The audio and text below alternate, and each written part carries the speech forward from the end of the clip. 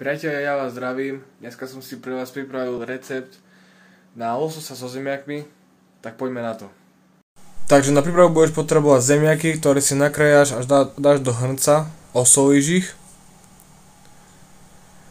Ďalej dáš ich váriť na 10 až 15 minút.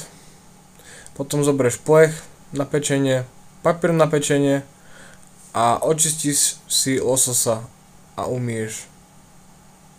Dáš ho piecť na 10 minút na 175 stupňov, ďalej zoberieš panvicu, papriku, osolíš ju, pridáš tam vodu zo zemiakov, necháš to dusiť trošku, pridáš kotič, ďalej cesnak,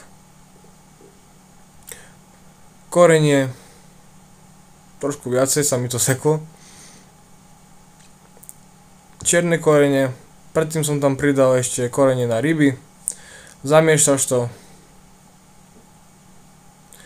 Miešaš takto pekne. Ďalej lososa tam pridáš. Paradajky. A necháš to dusiť nejakých 5 až 10 minút. Ďalej zoberieš si tanier. Poukladáš si zemiačiky.